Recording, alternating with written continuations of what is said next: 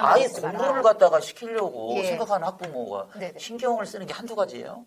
너무 많죠. 너무 많지. 예체능까지잖아요. 아, 예. 예. 아무튼 뭐 저희는 예체능은 알바 아니고, 예. 아니, 왜 네. 저기 뭐, 아이, 그 땀 빼는데 꼭 발차기를 꼭 시켜야 되냐고요. 그냥 놀면 되지. 노는 게, 그다음에 꼭 뭐, 아이 노는 게 정서향을 향해서 꼭 뭐 피아노를 막 이렇게 막 치고 막 이래야 되나요? 예. 꼭 그럴 필요 없잖아. 가서 막, 뭐, 이제를 위해서 막 푸터치를 하고 꼭 이래야 되나요? 예. 그냥 그거는 그냥 자연스럽게 또 키워줄 수도 있는 거잖아요. 어쨌든 저는 뭐 예체능은 제 분야가 아니니까 그냥 네. 제쳐두고 네. 꼭 해야 되는 아이를 갖다가 공부를 갖다가 고저 내 아이를 갖다가 서울대 정도는 좀 보내야 되겠다 생각하시는 분이라면 꼭 두 가지 반드시 초등학교 때 해야 되는 거. 예. 책 읽기.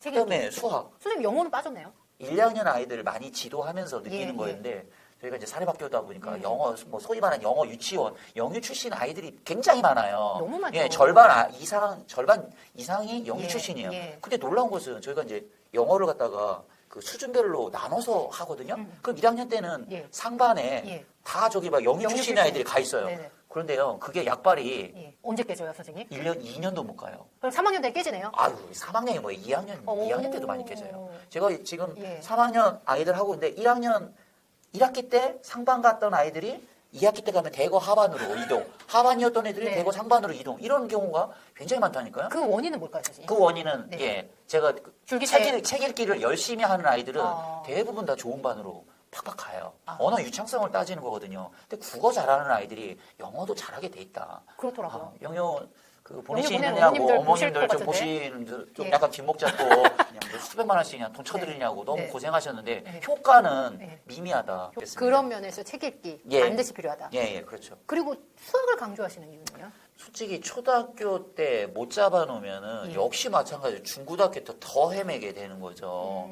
이게 국어도 그런 측면이 굉장히 크고 맞아요. 수학도 굉장히 그런 측면이 예. 강하고요. 예. 그래서 뭐 초등학교 5학년 정도를 갖다가 예, 무사히 잘 지나면 좋은데 뭐 안 그러면은 5학년 때 막 다 그냥 예, 분수 배우면서 아이들 다 꼬꾸라지니까요. 그래서 여기서 이미 수포자가 딱 와장창 예, 선생님 수포자가 생긴, 나타나는 게 5학년 예, 때세요? 그렇죠. 선생님 그럼 핵심일 텐데요. 그럼 책 읽기랑 지금 수학을 강조해 주셨잖아요. 이거를 초등학교 때 어떻게 준비를 해야 될까요? 일단 제가 각각. 수학 얘기 좀 잠깐 나왔으니까 네, 네. 제가 오늘 덧붙여주세요. 저희 반 아이들 단어 평가를 봤어요. 그래서 예. 제가 채점을 또 연락을 했죠. 3학년. 네, 빨간 펜을 들고 열심히 했는데 아이들 딱 이게 틀린 문제들 보면 하나같이 다 예. 예, 단순 곱셈이거든요. 예, 곱셈 문제인데 네. 단순 연산 문제는 아이들이 대부분 특별히 기본 그 곱셈하는 그 계산 원리를 모르는 아이들 한두 명만 빼고 나머지 아이들은 다 맞아요. 근데 문제는 네. 격차가 어디서 벌어지느냐. 예. 다 서술형 문제에서 벌어지는 거죠. 서술형 문제. 선생님 서술형의 장벽은 뭘까요? 그 중에서도 가장 이해력이죠. 어려워하는 문해력이죠. 이해력이요. 읽고 이해를 못하는 거예요. 아, 그걸 예를 풀이를- 들어서 25 곱하기 7로 내면은 당연히 아는데, 예, 뭐 아. 사과를 네네. 예, 한 박스에 25개씩 들어 있습니다. 예, 이게 7박스 있습니다. 문제를 이해를 못한다는 예, 말씀이세요? 사과는 모두 몇 개 예. 있습니까? 그 중에 한 박스는 3개가 빠져 있습니다. 뭐 이런 식으로 내면은 네네네. 아이들 다 멘붕 오는 거죠. 무슨 말인지를 모르는 거예요. 그러니까 이것도 역시 마찬가지로 책 읽기와 밀접한 관련이 있다. 근데 부모님들은 안타깝지만 네. 이걸 갖다가 그렇게 해서 수학 점수를 갖다 70점, 80점 받아갔어. 네. 그럼 부모님들은 그냥 묻지도 따지지도 않고 처방은 뭐죠? 꼬래 안 되겠다. 야, 너 수학학원 오늘부터 학원 가죠. 아이가 몇 학년이죠? 네. 3학년이에요. 지금 선행은 몇 학년 나가고 있죠? 저희 아이 선행 안 나가고 있는데요. 그럼 원장 선생님이 그러겠죠. 어머니 큰일 나셨네.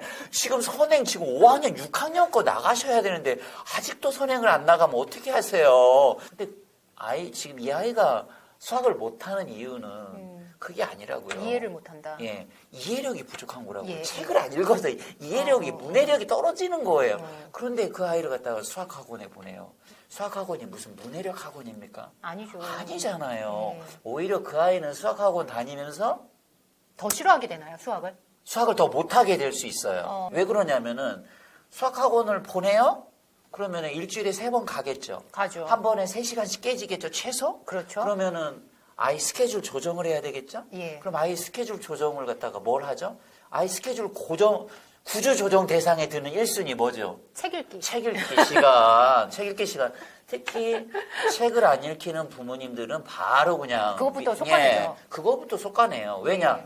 이 책 읽기에 굉장한 맹점이 하나 있는데 티가 안 나요, 네, 선생님. 티가 안 나요. 오늘 아이가 책을 한 권 읽어도 그만, 안 읽어도 그만. 그렇죠. 이렇게 티가 안 나요. 맞아요. 당장 아이가 책을 한 권 읽으면은 내신이 한 등급이 올라갔다. 막 이러면 어떤 부모님이 안 읽히겠냐고요. 수학은 바로바로 티가 나는데. 책 읽기 1시간, 그 다음에 수학 수학 30분에서 1시간. 요거 확보하고, 네네. 그래도 남는 시간이 있으면, 뭐, 베레벨 학원을 5만 가지를 다 보내셔도 저는, 괜찮다. 그렇지만 그 두 가지가 안 된 상태에서 나머지를 우선적으로 껴넣는 것은, 도시락 싸들고 다니면서 말리고 싶다. 그리고 그 책 읽기에서는 고전을 포함시켜라. 그렇죠. 고전은 예. 솔직히 말씀드리면은, 이건 아이한테 혼자 읽으세요라고 하면은 거의 실패예요. 선생님, 제가 그 질문 드리려고 했어요. 네. 혼자 읽으라고 하면 절대 안 읽지 않아요, 선생님? 물론 재밌게 그- 꾸미시려고 지금 학습 만화를 넣으신 것 같아요. 저는 제가 그 학부모 강연을 하면서 예. 꼭 강조를 갖다 하는 게 아이하고 책을 같이 읽어라. 예. 같이요? 그러니까 아이들 책 읽는 모습이 좀 예. 일정한 그 패턴을 거쳐요. 뭐냐면은 1, 2학년 때까지는 아이들이 책을 잘 읽어. 잘 읽고. 근데 3, 4학년 지나면서 필터링이 많이 돼요. 예. 5, 6학년 되면 거의 가뭄에 콩나듯이 남아요. 근데 그 5, 6학년 때 몇 명 남는 아이들이 누군지 아세요?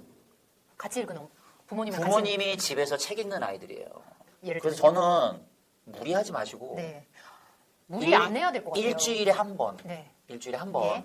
30분 음. 정도를 갖다가 할애해서 네. 가족 독서 시간을 좀 만들어라. 8시다. 그럼 8시에 뭐 거실에서 모이든지 서재에서 모이든지 아무튼 예, 예. 같은 공간에 모여서 각자 책을 읽으세요. 네. 각자 편하게 자리 잡고 앉아가지고. 각자요? 예, 네. 엄마는 엄마 책, 아빠는 아빠 책, 아이는 아이 책 읽고서 한 20분 책 읽고 그다음에 그냥 헤어지지 마시고 모처럼 한번 모였는데 그다음에 모여서 북토크를 하라는 얘기죠. 그 책 읽고 있는 네. 책에 대해서 뭐 얘기해보는. 지금 얘기해보고 또 들으면서 궁금한 점도 질문도 하고 질문에 대해서 답변하고 네. 그러니까 가정의 문화죠.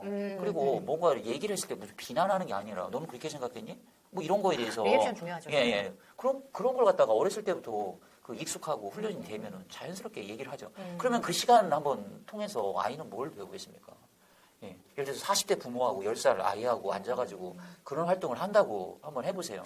선생님, 누가 봐도 좋은 유익한 컨텐츠인 고전을 통해서 가족이 대화할 수 있는 기회를 만들라는 그럼요. 얘기잖아요. 부모님은 아이가 말하는 걸 통해서 아이가 지금 어떤 생각하는지. 수준을 갖다가 네, 알고 아이가 어떤 생각을 하고 있고 심지어 어떤 고민을 갖다가 하고 있는지를 갖다가 알 수가 있고 아이는 부모님이 해주는 말들을 통해서 이게 그런 수준을 삶의 지혜, 통찰력, 안목 이런 걸 어디서 듣겠습니까? 네. 되게 쉬울 것 같죠? 어려울 것 같아요. 선생님. 해보세요. 아이의 입을 틀어 막고 싶을 거예요. 도대체 너는 무슨 말을 하는 거니? 이거 쉽지 뇌를 안 않아요. 거치고 얘기하나요? 예.